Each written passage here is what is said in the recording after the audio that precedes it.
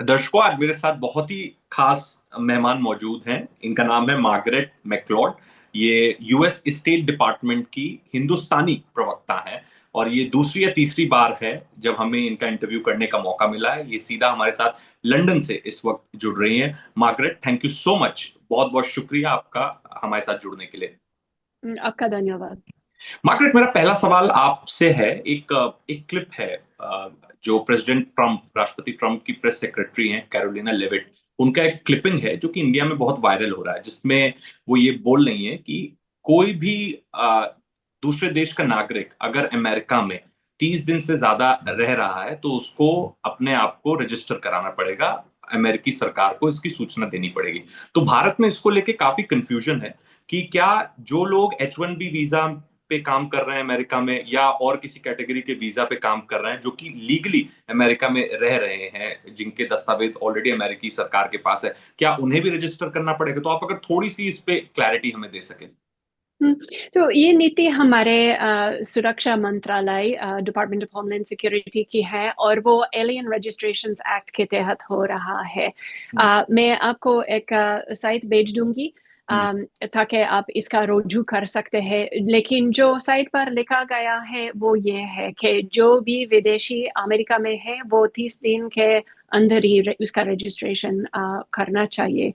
और मैं ये भी कहूंगी कि ये कोई अनोखी बात नहीं है। जब अच्छा। अब अगर मैं अपने अनुभव के बारे में बात करूं, तो हम्म। जब भी मैं विदेशी विद्यार्थी थी कोई दूसरे देश में, मेरी रजिस्ट्रेशन भी जरूरी थी। अच्छा, तो ये पहले से एक प्रोविजन है अमेरिका में, जिसको एक बार फिर से इम्प्लीमेंट किया जा रहा है, जी हाँ। इन्फोर्समेंट का किया जा रहा है। जी हाँ। जी। ओके, तो अगर कोई ऑफिशियली किसी के पास वीजा है अमेरिका, H1B है या कोई और कैटेगरी है, उसके बाद भी आपको रजिस्टर करना पड़ेगा? जी हाँ।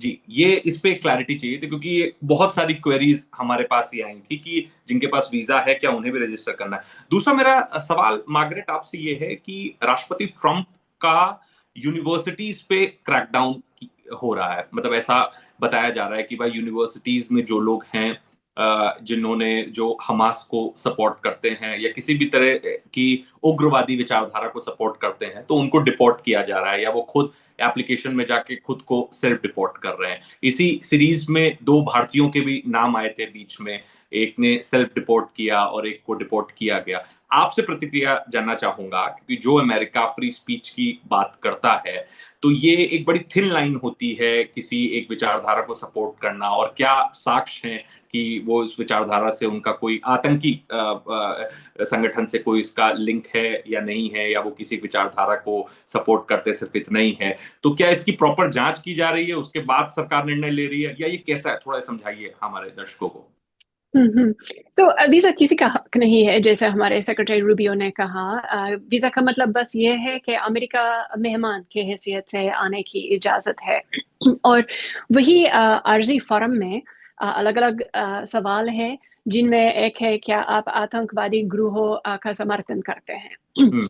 और हमारे जब भी वीजा विंडो पर एक इंटरव्यू हो रहा है, हम्म। हमारे अधिकारी इन जांच पड़ताल कर रहे हैं कि क्या इस पर इस व्यक्ति काबिलियत है, या एलिजिबिलिटी है हम्म। इस वीज़ा के लिए। हम्म। और वो बहुत सारे किस्म के मालूमात इस्तेमाल कर रहे हैं, जिनमें से कुछ क्लासिफाइड है, कुछ अनक्लासिफाइड है। अच्छा। और वही वेटिंग इंटरव्यू के समय पर होते हैं, और इंटरव्यू के बाद भी होता जाता है।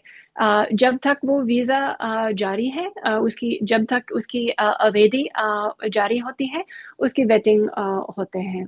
तो मेरा ख्याल में कि अक्सर भारतीय विद्यार्थी जो अमेरिका में हैं, वो पढ़ाई के लिए आ रहे हैं। हम्म। वो कैंपस तोड़ फोड़ करने के लिए नहीं आ रहे हैं। हम्म। वो आतंकवादी ग्रुपों का समर्थन करने के लिए नहीं आ रहे हैं। हम्म। और उनके परिवार उनको प्रदर्शन करने की पढ़ाई के लिए पैसे नहीं अदा कर रहे हैं। हम्म। सो अगर लोग कानून पर चले, उनकी उनको कोई फिक्र करने की जरूरत नहीं है।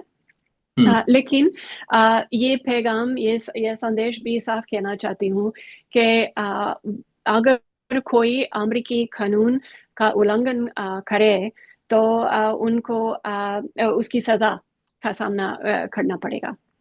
अच्छा, मार्गरेट, आपसे एक सवाल और है मेरा कि इलीगल्स को भेजा गया अमेरिका से जब राष्ट्रपति ट्रंप सत्ता में आए, और मिलिट्री फ्लाइट में भेजा गया, तो भारत की पोजीशन, मोदी सरकार की पोजीशन बहुत स्पष्ट है कि इस मुद्दे पर वो डोनाल्ड ट्रंप का समर्थन करते हैं। अगर कोई भी शख्स बिना कागज के अमेरिका में रह रहा है और अगर वो भारतीय मूल का है, तो भारत को कोई परहेज नहीं है उसे वापस लेने में। बट भारत में पिछले दिनों बड़ा बवाल मचा जब वो दृश्य लोगों के सामने आए जिसमें उनको हथकड़ियां पहनाई गई थी, उनके पैर बांधे गए थे बेड़ियों से, और उसके बाद महिलाओं के साथ भी ये बर्ताव किया गया। हालांकि हमें बताया गया कि 2012 से ये पॉलिसी है, जब शायद राष्ट्रपति बराक ओबामा थे, पर महिलाओं को चेन नहीं किया जाता है, महिलाओं और बच्चों को। लेकिन हमें बताया गया जो पहली फ्लाइट आई थी उसमें महिलाओं को भी चेन किया गया। तो भारत सरकार ने ये मुद्दा वॉशिंगटन के साथ उठाया और बाकायदा उन तक कन्वे भी किया गया। आपकी प्रतिक्रिया जानना चाहूंगा, क्योंकि पहला मौका है जब स्टेट डिपार्टमेंट के प्रवक्ता से हम सीधा बात कर रहे हैं। आप इसे कैसे देखते हैं, जिस प्रकार से लोगों को भेजा जा रहा है? क्योंकि भारत एक एक एक एक दोस्त मुल्क है, एक एक एक पार्टनर है यूनाइटेड स्टेट्स का, और अब हमारे संबंध वो पुराने संबंध नहीं रह गए हैं जो 90 के दशक में होते थे। अब बहुत आगे बात बढ़ चुकी है। तो कैसे देखती हैं आप जब इस प्रकार से भारतीयों को भेजा गया है? आपकी प्रतिक्रिया, स्टेट डिपार्टमेंट की प्रतिक्रिया। तो पहले मैं ज़रूर कहना चाहती हूँ कि हम हमारे भारत के साथ संबंध जो है बड़ी महत्वपूर्ण समझते हैं, और हम ये भी समझते हैं कि कोई मजबूर दोस्ती में हमारे अलग-अलग दृष्टिकोण के बारे में बात करने का जगह होना चाहिए। सो हमारी द्विपक्षीय बातचीत जारी रखती है जब भी कोई कंसर्न्स होते हैं। आखिरकार ये हथकड्डी की बात वही परवाज़ के सीबीपी ऑफिसर के फैसला पर होते हैं, और मैं हमारे सुरक्षा मंत्रालय के साथियों से सुना है कि बच्चों पर वैसे रिस्ट्रेंट्स नहीं होते हैं, ज़्यादातर महिलाओं पर नहीं है। अच्छा। लेकिन आखिरकार वो आधिकारिक फैसला करना पड़ेगा, क्या ये सवारी दूसरों को खतरा या जोखिम बन जाते हैं। और इन सवारियों में कुछ लोग हैं जो हिंसा का अपराध किया, और हम दूसरे सवारियों को भी सुरक्षा रखना चाहिए। अच्छा, अब बात करते हैं टैरिफ की। टैरिफ को लेके बहुत बवाल मचा हुआ है, ना सिर्फ भारत में, पूरे विश्व में। तो भारत के पर्सपेक्टिव से मैं बात करूंगा मार्गरेट आपसे कि पिछले शासन में, बाइडेन के शासन काल में, हम कहते थे अंग्रेजी में कि America is betting on India. India में निवेश आया, इंडिया में स्टॉक मार्केट ऊपर गया, इंडिया में भारी निवेश आया, सेमीकंडक्टर शुरू हुआ, और ऐसा लगने लगा कि अब अमेरिका ने कहीं ना कहीं भारत पे भरोसा दिखाया है और भारत और अमेरिका की दोस्ती बहुत गहरी होती जा रही है। जब राष्ट्रपति ट्रंप आए तो बड़ी उम्मीद थी कि ये जो निवेश है ये बढ़ेगा, व्यापार बढ़ेगा, ट्रेड बढ़ेगा। लेकिन जो टैरिफ लगाया है उससे जो आर्थिक नुकसान भारत को हुआ है, या भारत की जो इंडस्ट्रीज हैं वो सफर कर रही हैं, स्टॉक मार्केट भारत का नीचे है। तो जब हम इंडो पैसिफिक की मार्गरेट बात करते हैं तो भारत एक स्ट्रेटेजिकली भी बहुत इंपॉर्टेंट लोकेशन पे है अमेरिका के लिए, एक बहुत स्ट्रेटेजिकली बहुत इंपॉर्टेंट पार्टनर है अमेरिका का। तो अगर अमेरिका अपने इस पार्टनर को कमजोर कर देगा आर्थिक रूप से, अगर अपने इस पार्टनर को आर्थिक रूप से नुकसान पहुंचाएगा, फाइनेंशियल लॉसेस करवाएगा, तो कैसे अमेरिका के पार्टनर इंडो पैसिफिक में जिसे कहते हैं ना कि स्ट्रांगली खड़ा रह पाएगा? आपकी प्रतिक्रिया इस पे क्या है?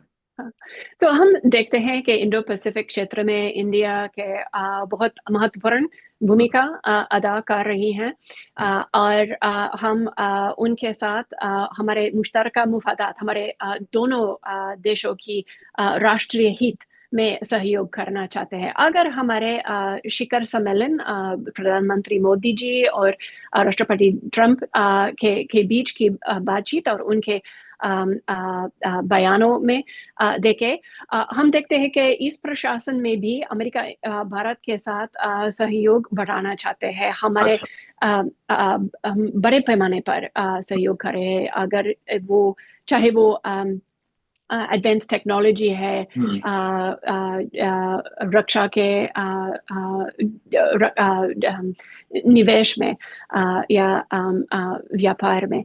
लेकिन ये भी राष्ट्रपति ट्रंप ने साफ कहा कि वो न्याय और बराबरी के आधार पर व्यापार बढ़ाना चाहते हैं, और हम दूसरे देशों पर नुकसान पहुंचाने की ख्वाहिश नहीं है। बस ये भी जरूरी है कि हमारे राष्ट्र पर नुकसान नहीं पहुंचाना चाहते हैं। अच्छी बात यह है कि हमारे दोनों देशों के बीच में बहस और चर्चा हो रहा है, और इस नेगोशिएशंस में हमें उम्मीद है कि हमारा एक अच्छा न्याय के समझौता मिलेगा। उम्मीद है कि बायलैटरल ट्रेड एग्रीमेंट साइन होगा जल्दी दोनों देशों के बीच। जी अच्छा, अब बात कर लेते हैं मोदी और ट्रंप की दोस्ती पे। तो दोस्ती तो दोनों नेताओं की बहुत गहरी है। जब भी राष्ट्रपति ट्रंप संबोधन कर रहे होते हैं तो कहीं ना कहीं वो मोदी का नाम ले लेते हैं, प्रधानमंत्री मोदी का नाम ले लेते हैं कि मोदी मेरे बहुत अच्छे दोस्त हैं।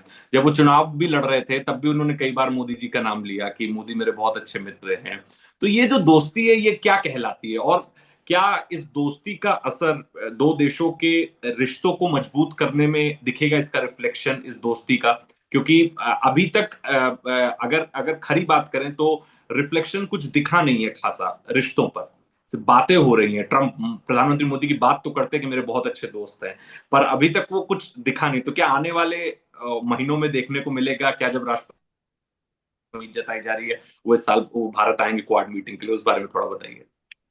तो आप जरूर शिखर सम्मेलन के जॉइंट स्टेटमेंट की रुजू कीजिए, क्योंकि हमारे सहयोग के उदाहरण बहुत ज्यादा है।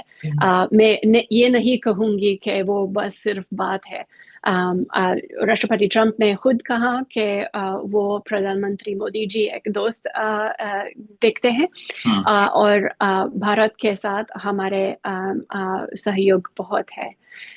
हमारी उम्मीद है कि इन दोस्ती के बुनियाद पर हमारे राष्ट्रीय के सहयोग और बढ़ जाएगा और बढ़ेगा। तो उम्मीद है आपको कि ये जो पर्सनल बॉनहोमी है ये रिफ्लेक्ट होगी रिलेशनशिप को मजबूत करने में आने वाले महीनों में।